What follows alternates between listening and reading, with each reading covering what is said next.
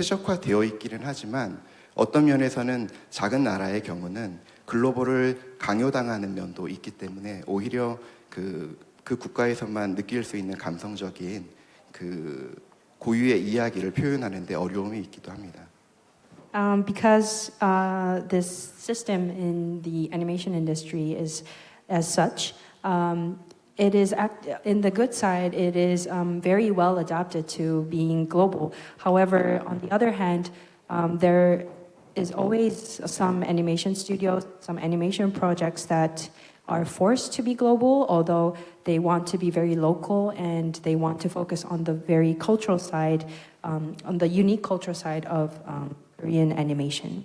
예, 너무 길게 이야기하면 안 되니까 다음 이야기 때 이야기를 또 진행하도록 하겠습니다. I don't want my story to be talked too long, so I will go on to the next person. Thank you. Maria? Will be a global film, because a global film is a connection with the other countries, with the other culture, with the other people. And I think it's the future. And it's the sense of the co-production, the sense of our humanity, no? And the sense of our work, our job, because our job speaks to all without borders. This is the sense, local in the universal world. Lovely. Daniela? I think it's a scary word, global. It's Scary word. Scary word, yes, scary word. Fortunately, now it's a little bit out of fashion. Now it's been changed with local, no? Local that can travel. Right. I'm very scared about the word global, no? It sounds like we eat the same food, we dress in the same way, we think in the same way. I think we need to be rooted in a culture and to be local. And we need that because we have to tell our stories, tell different stories, tell our stories. When you say global, I think it's quite scary. Lovely. I love the wealth of answers and the different perspectives. So now I actually want to get to the meat of the session, which is what do we do with the logistics of these cross-border productions that you all have taken up over your careers? So what I would request you to do is to pick one production that you all have worked on, one cross-border production, and take us through the various logistics that are involved, the various hurdles that are involved, and how you all overcame it. Because the point of this session is to be a solutions-oriented session, so people get a sense of what to do, how to move forward. So from that perspective, if you could shed some light. Alistair, do you want to start with you again? Is that okay? It's okay. All right, thank you. Yeah, I was going to talk about our film Sister Midnight, which we shot here in Mumbai 2 years ago. It's a fully British film with a Indian passport-holding director, although he lives in the UK. It's a story set here in Mumbai. It's in Hindi, and it premiered at Cannes Film Festival last year in Directors Fortnight. And it's going to be released, I've just heard, at lunchtime, that it's going to be released here theatrically on the 23rd of this month. So this is brand new news. Thank you very much. Pictureworks are going to put it out, so put it in your diaries, 23rd. 3 weeks to... Yeah, this was funded primarily by the British Film Institute and Film 4 from the UK. Fully British money, so they backed it as we were British-based producers, and Karen, the director, was living in the UK. He's a UK resident, although Indian passport holder. We had to get a company. We spoke to a few companies, and they were the one that had worked previously with Apple, with Amazon, Netflix. So they were used to delivering stuff on a budget, on a very strict budget, I should say, and delivering to UK-based distributor and sales company, which needed a very strict set of deliverables. And they worked very closely with, well, I say closely, I mean just like hand in hand. They ran the entire shoot, budgeted it, got all the permissions, and were applied on our behalf to the Indian Film Incentive through the NFDC. We were one of the first productions coming into India to to apply for the then freshly launched Indian Film Incentive, and I think maybe the third or fourth film to actually receive it. I mean, this money we wanted obviously to spend on the film. It was worth a significant amount of money to us. It did pay out. We got the money from the NFDC, and we're incredibly grateful to them. And another UK film, Santosh, did the same. They shot just after us. They also played at Cannes. So 2 films from the UK proved to get this incentive. And now the lenders in the UK will lend against the Indian Film Incentive, which is great news for future cross-border productions, particularly UK-India. And we have a treaty that hasn't been used yet, so let's use it. Do you want to talk a little bit about the incentive program? Like, what is it for people? The incentive? So at the time, it was capped at, well, to us, it was £250,000. So that's 20, how many is that works in rupees? 2.5 million rupees. Okay. And the idea was that if you could spend $1 million, sorry, I'm going to talk in sterling, because, no, sorry, I will talk in rupees. 100 million rupees in India, if we could bring in 100 million rupees, we would benefit from, am I getting my numbers right? You multiply by 100. It's easy. 1 penny is 1 rupee. I should know this. It would benefit us £250,000, but we would get it when the film was made. And we got it. It was great. It's to encourage inward investment into India. So be that either fully foreign films coming in or Indian co-productions. It's lovely, yes. Also, in case you'll have any questions that you'll want to bring in, you feel free to do that. Blessing, do you want to go ahead? Okay, thank you again. I would say that the very first time I made a movie outside Nigeria was in 2013 when I shot part of my movie, Teminikon, in the US. It was in Atlanta, Georgia. But I didn't know people out there, so I had to get in, reach out to filmmakers there, and they were able to get me both actors and camera and also behind the scene crew. So it was a full chain crew, but I was able to get it with the help of someone who was already on ground.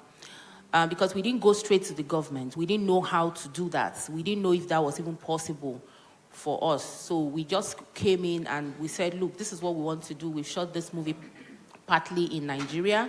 We don't have anybody co-investing. It's just me, making the movie. So we're able to do the part of the job there.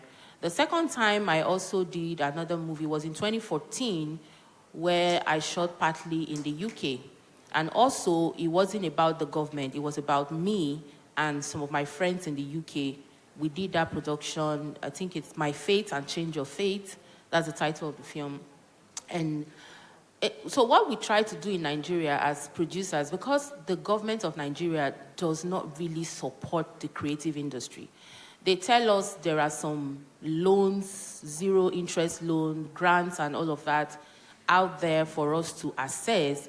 But when you go to those banks, because they need to give you those incentives from the bank, government cannot say go to this place and take it. It has to either come from Bank of Industry or any of those banks that can, do that work for them.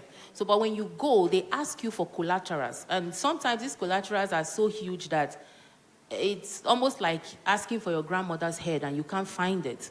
So you always not able to assess it. So at the end of the day, it's you just calling either a bunch of friends together to say, look, I have this idea, we need to make this film. And we have built the Nigerian film industry in Nollywood, with our sweat and blood, taking loans, selling our properties. And most of the time, there is nobody that can tell you a film that can make money. Anybody that sits here and tell you, just go make a film with 100 million, you're going to make 200 million. It's a lie, because you don't know what film will resonate with people. You can make a good film, tick all the boxes, and people will still not come out to watch it. And if they don't come out to watch it, how are you going to make your monies back? You can make a film you think is a useless film, and it becomes a hit. And so because of that fact, most of the time when we do these things, we end up losing money and all of that. And we are saying if the government can come in and help, then it becomes easy. So if you are not able to even handle the pressures that come when you make film in your locality, how will you cross border to make these films? And sometimes these governments are also not talking to each other. For instance, the Indian government should talk to Nigerian government, or the Nigerian government to talk to the Indian government. How can we make sure that there are incentives if people come from India to make films in Nigeria? How can we make sure that there is incentive if people come from Nigeria to make films in India? Things like that. But you find that there is nobody trying to do that, all these bilateral agreements, even though sometimes we hear it exists, but we don't even know how to go about it and assess it. So we've basically been running, you know, our production chain by ourselves, for ourselves, and just trying to look for collaborations. You know, one of the reasons I accepted the invitation, when I got the invitation from the Indian government to come for Waves, it was because I was going to meet a lot of filmmakers from across the world. And it's basically the same thing that we do. Oh, you're a filmmaker, you're from Israel. What do you think we collaborate and make a film in Israel? How do you think we collaborate and make film in Nigeria? How do you think we're going to, you know, things like that. It's why I attend programs like this. And when I go to programs like this, you see me talking to people. I'm not shy about reaching out to make sure that, you know, I get to talk to, because most of the challenges we're going through in Nigeria, you too in India or any part of the world is going through the same thing. Filmmakers, what we need is money. And the government needs to make sure that they try to look at that sector. I was very happy when I heard him say that the Indian government even returned some money through, you know, the incentives he talked about. I mean, we're looking for things like that, even from our Nigerian government. That is the only way we can do cross-border collaboration successfully. But with Association of Movie Producers, what we have been able to do is that we're not waiting around for government. If you're coming to Nigeria to make a film, for instance, and you reach out to us, we are able to talk to different organizations to make sure that everything that will make your movie a successful hit, you know, is available for you, so that our producers, also our actors, our directors can get jobs and do a fight, so that people can know that Nigeria is not just Nigeria. We make good quality films. Yeah, you talk about how we are the third largest film producing country in the world when it comes to you know, quality. But when it comes to quantity, we are number one. Even Hollywood cannot beat our numbers. In a month, we're rolling out over 2,500 movies. And that's because the talents are raw, it's there. And another thing I find fascinating about India is that we have almost the same culture.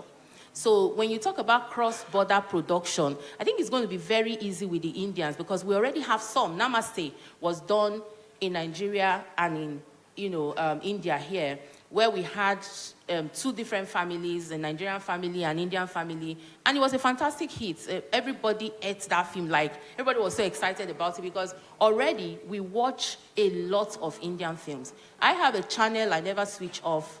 It's an Indian film.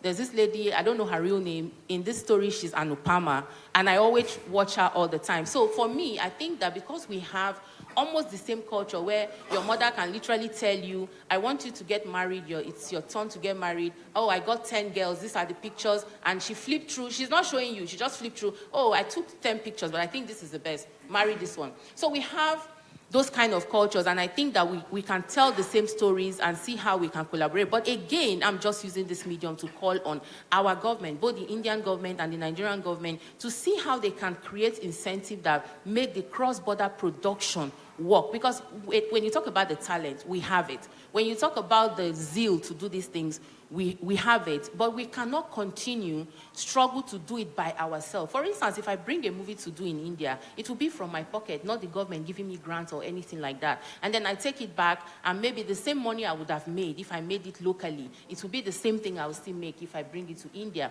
Now, because I had tried those two, America, I tried the UK, and I literally made the same thing. And so now now taking my movie across border has become so difficult. Each time I think about it, I just tell myself, why put yourself to so much drama? Why don't you just make the film? So I'm just thinking that if these incentives are there and they make it so easy for us to, to cross border and do these things, we'll be able to bridge the cultural gap. Because we are, like I said, we are Africans. Most of the things that we do are the same thing. Let's leave the other people, for example, in one corner and talk about us. We have the same similar stories that we can tell. And it's so important that we are able to travel across borders to do these things.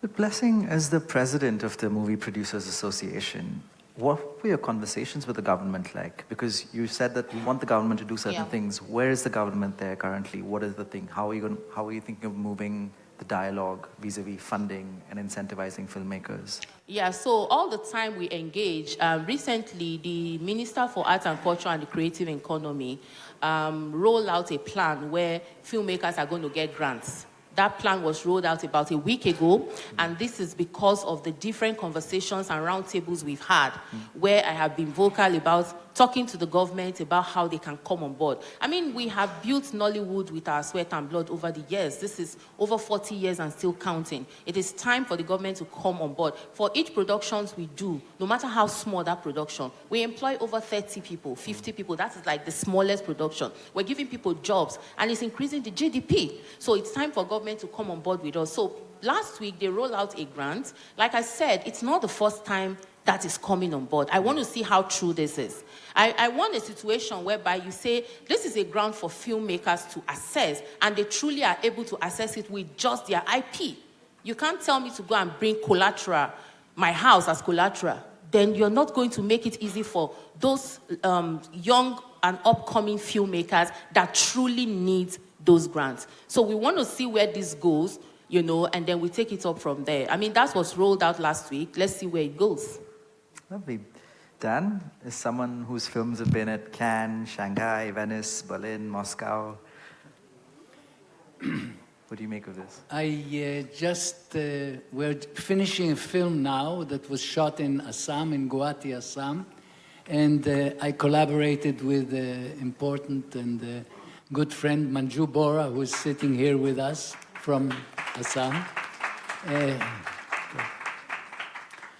The film is called Murders Too Close. It's called Murders Too Close, Love Too Far, but in short, it's Murders Too... It's a thriller, and it was shot with Indian actors in Hindi and in English.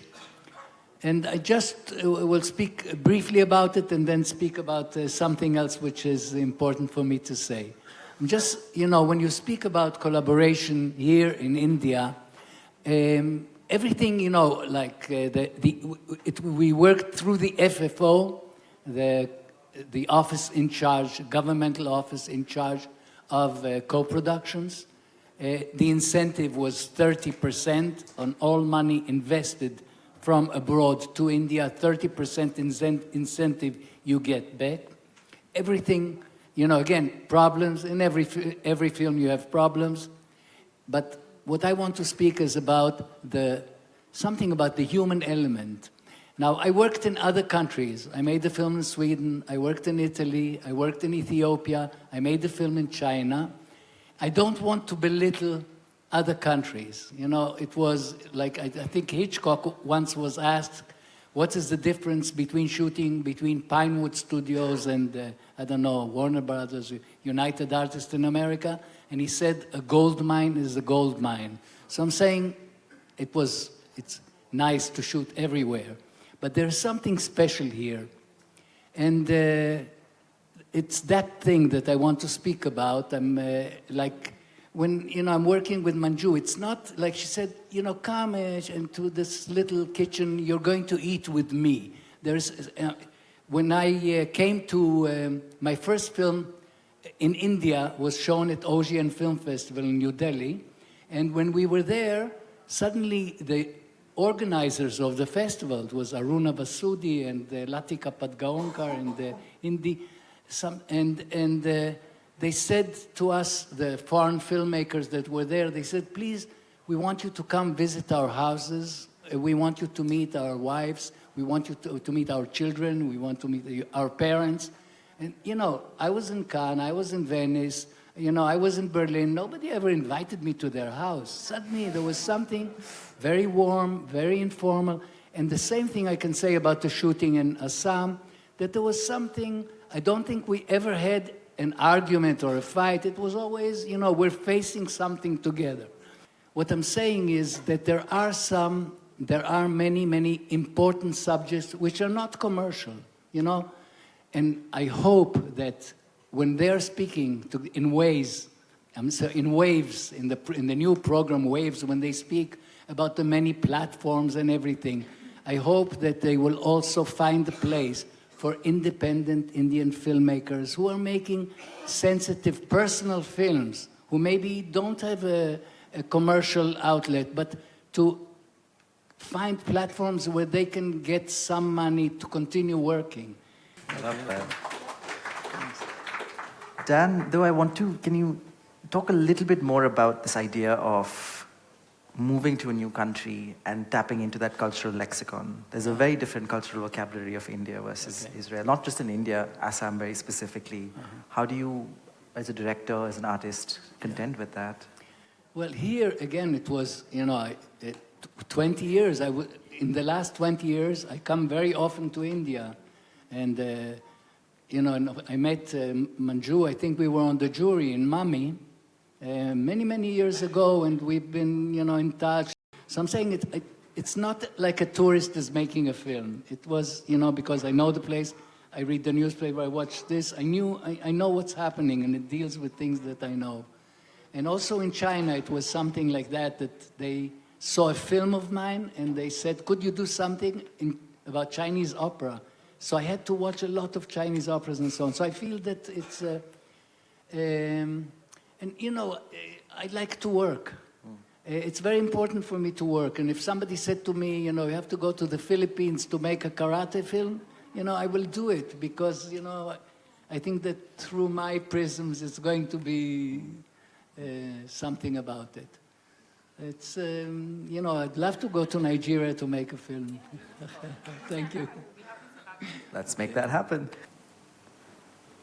네, 저희 같은 경우는 현재 그 아스트로 스테이션이라는 우주에 대한 이야기를 하고 있는 애니메이션을 만들고 있는데요. At our company, and also we're co-producing the Astro Station, which is about a space adventure. 저는 오랫동안 그 우주에 대한 동경이 컸었고, 그리고 그건 우리의 고향이기 때문에 너무 당연한 것이라고 생각합니다. 그리고 저는 개인적으로 우주 어딘가에 꼭 외계인이 있을 것이라고 좀 믿는 사람 중에 한 명입니다. I think the fondness of wanting to go to space, go to outer space, is a human instinct, and I think that's because we all consider that outer space is our homeland, and because it's such a sure thing, I personally believe that there are aliens in outer space somewhere.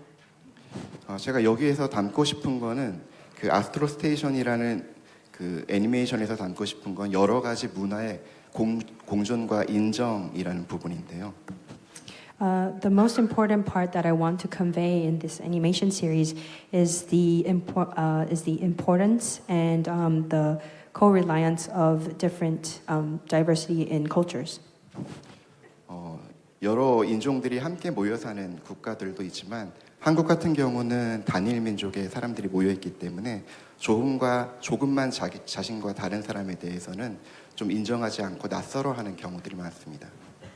Although there are many countries in the world that have a lot of different cultures co-living in the same country, as for South Korea, there is a majority of South Koreans only, so the difference is very hard to be accepted in our society.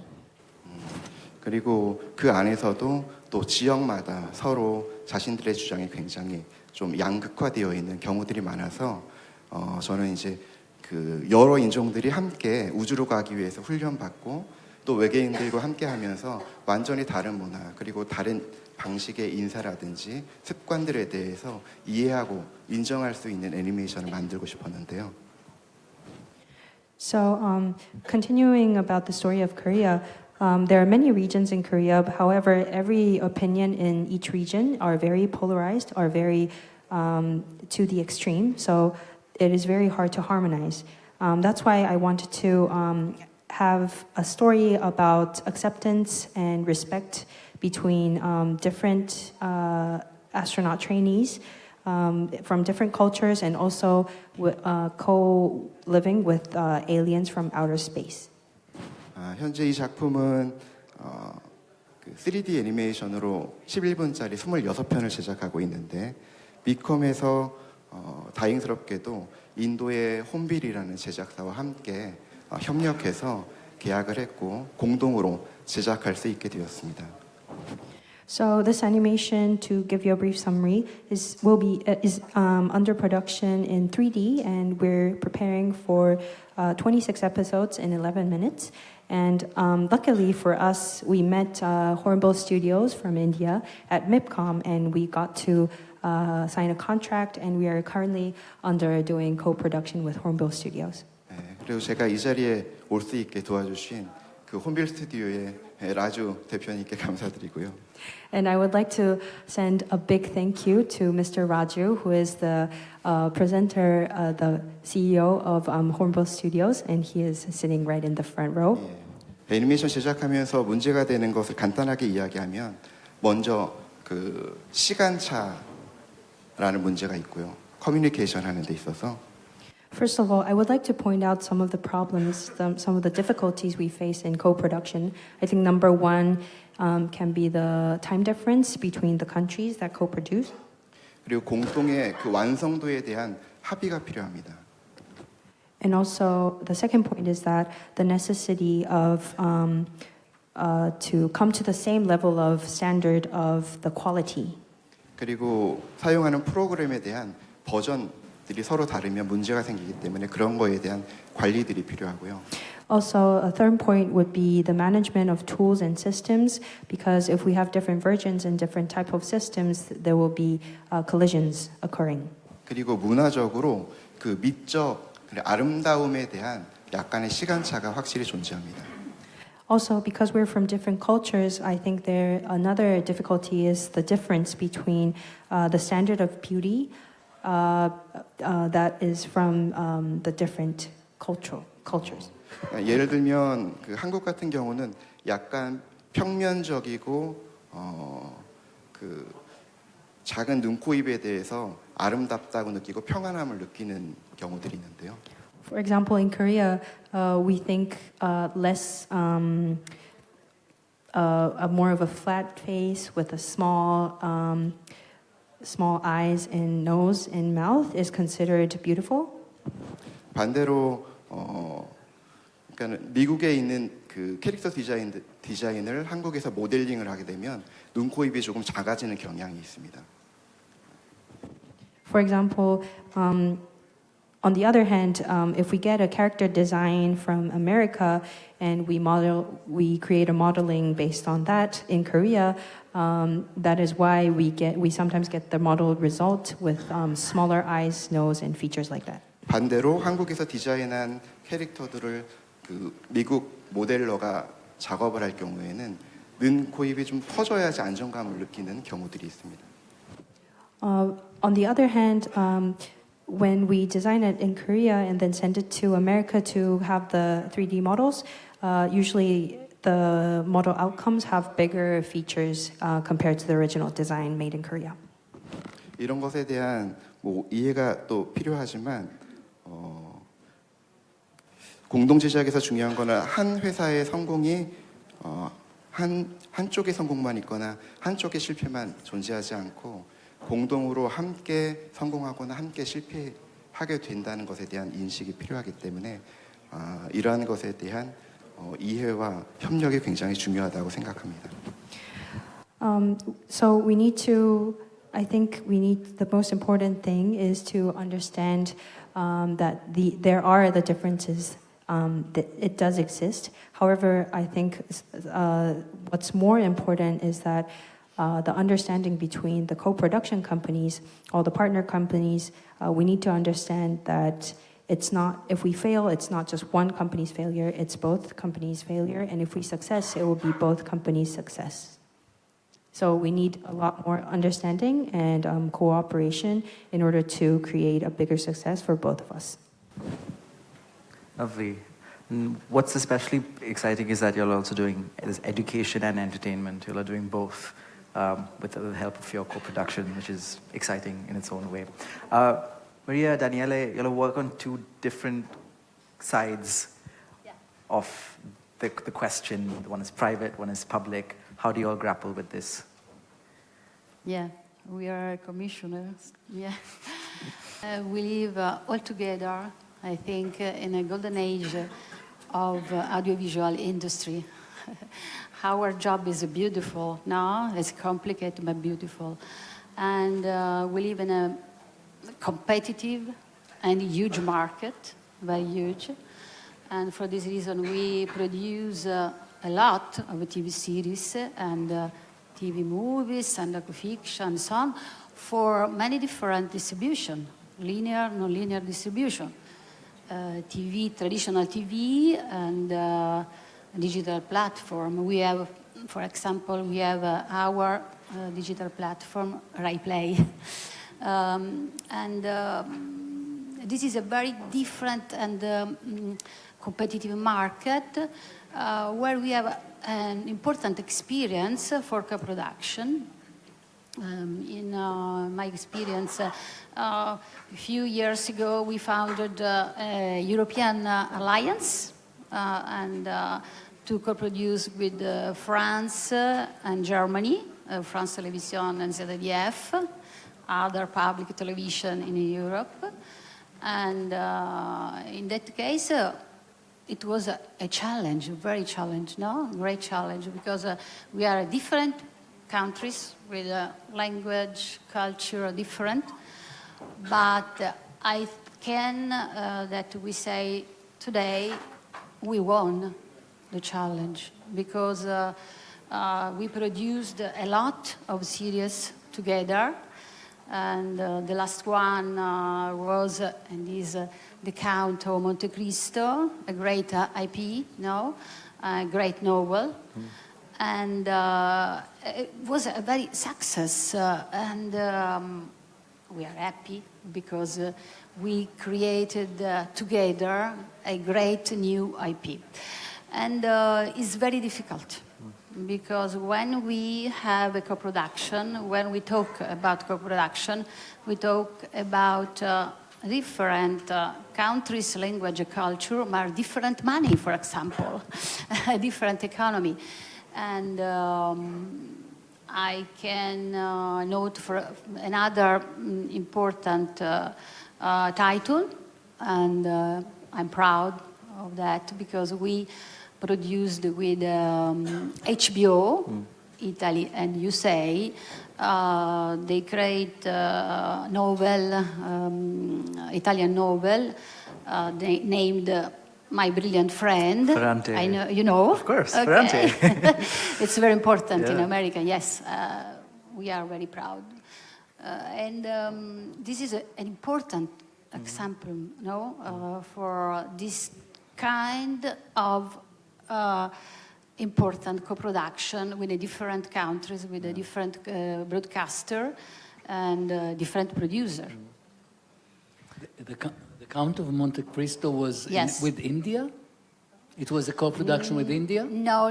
It's only European co-production. I see. With France Television. Yes. I'm asking because, you know, one of the characters is based on an Indian character. You know, the character, he was I think, like a judge.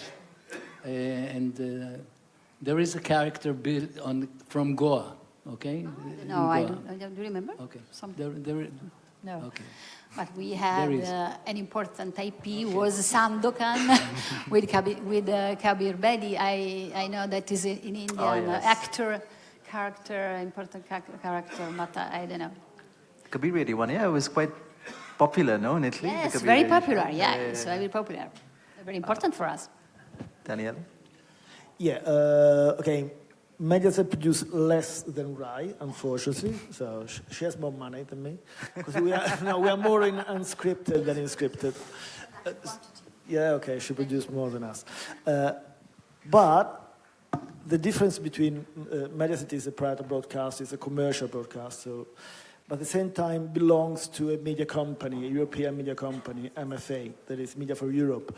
That Media for Europe owns 100% of Mediaset Italy and 100% of Mediaset España. That is more or less the same. It's a commercial broadcaster. It's the main commercial broadcaster in Spain.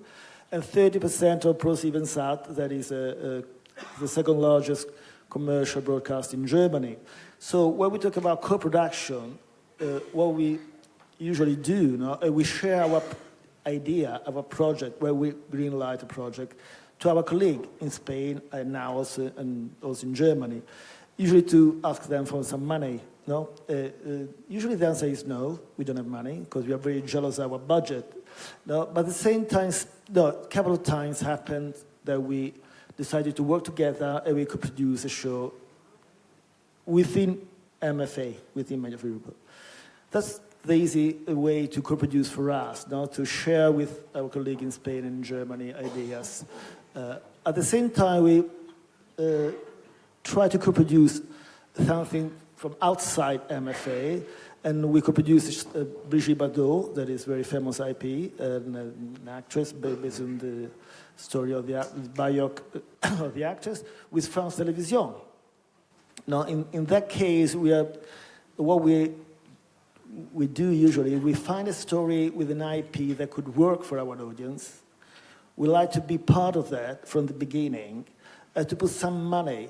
No, that didn't happen very often because it's very rare to find an IP that could work for us and for some IP very famous, like the Monte Cristo Count, no, the Corte di Monte Cristo. That's an IP that could have worked also for us. But they won't, no? They have more money, so that's why they produce that. That's how we work in terms of co-production. No, it's not an easy task, because our audience usually prefer local stuff in Italian. So when you talk about co-production, you have to start from the language. In which language are you going to shoot this story?